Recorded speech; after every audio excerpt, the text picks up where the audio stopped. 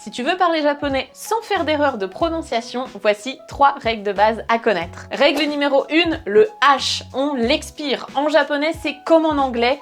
Hello, hi, il faut qu'il y ait de l'air qui sort de ta bouche. Tu peux prendre ta main, la mettre devant, il faut qu'il y ait de l'air chaud qui sorte. Ha.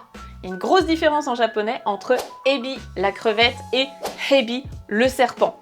Si tu confonds les deux, je te laisse imaginer ce que ça peut donner comme situation assez cocasse. Règle numéro 2, le e.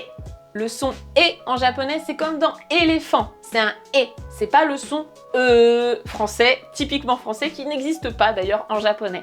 Donc c'est bien E. Et la règle numéro 3, elle est essentielle, c'est la prononciation du R, qui n'est pas d'ailleurs un vrai R, hein. Il n'y a pas de R en japonais, il n'y a pas de L, c'est un mélange des deux. C'est un espèce de R roulé qui est moins fort qu'en espagnol, mais c'est pas un vrai R.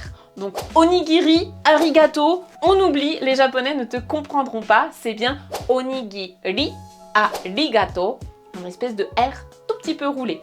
Si tu n'y arrives pas, il vaut mieux le prononcer comme un L. Maintenant que tu connais tout ça, je te propose de prononcer ce mot à voix haute. Vas-y, comment tu le lis?